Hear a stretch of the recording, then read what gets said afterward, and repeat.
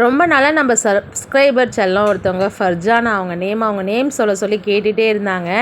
நான் அப்படியே மறந்துட்டேன். இன்றைக்கி ஞாபகம் இருந்தது. ஃபர்ஜானா பெரிய ஹாய்.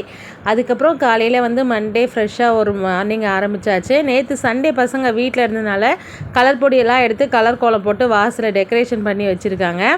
அப்புறம் நம்ம பால் வாங்கிட்டு வந்து கொடுத்துருந்தாரு தலைவர். அதுக்கப்புறம் காஃபி வைக்கலான்னு சொல்லிட்டு காஃபி வைக்க ஆரம்பிச்சிட்டேன். காஃபி வச்சு குடிச்சிட்டு பருப்பு போட்டுடலாம். இன்றைக்கி சாம்பார் தான் வைக்கிற பிளான். அதனால் குக்கரில் பருப்பு போட்டுடலாம் அப்படின்ட்டு அரிசி கழுவின தண்ணியில் பருப்பு கழுவிட்டு அது கூட பெருங்காயம், உப்பு, மஞ்சப்பொடி போட்டு நான் பருப்பு வேக வைப்பேன். எப்பயுமே சில பேர் வந்து பூண்டு, வெங்காயம்லாம் போட்டு வேக வைப்பாங்க. பட் நம்ம வந்து இந்த மாதிரி தான் செய்யறது.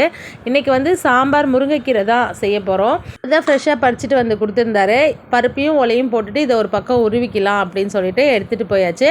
முருங்கைக்கீரை சாம்பாரை விட முருங்கைக்கீரை கடைஞ்சா எனக்கு ரொம்ப ரொம்ப பிடிக்கும். ஆனால் மதியத்துக்கு எடுத்துகிட்டு போகிறதுக்கு அது அவ்வளோவா செட் ஆகாதுன்னு செய்யறதில்ல.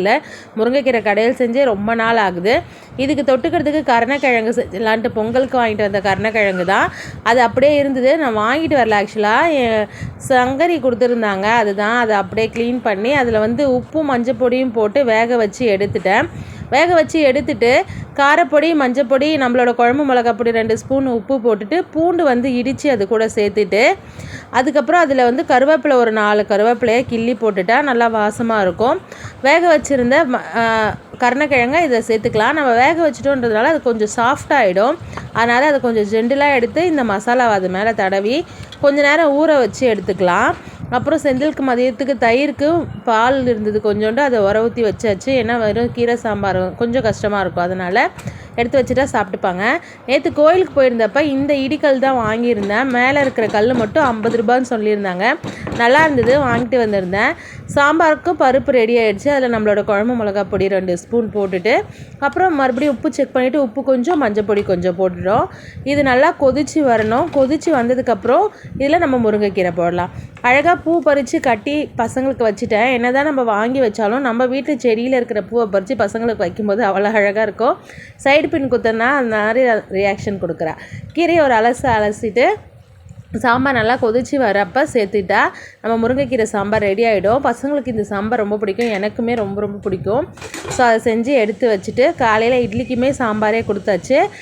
பசங்களுக்கு மேலே ஊற்றி கொடுத்துட்டு சாப்பிட்டாங்க. நம்ம ஊற வச்சுருந்தோம்ல கருணக்கிழங்கு, அதை வந்து இந்த வேலையெல்லாம் முடிச்சுட்டு லாஸ்ட்டாக தான் ஃப்ரை பண்ணேன்.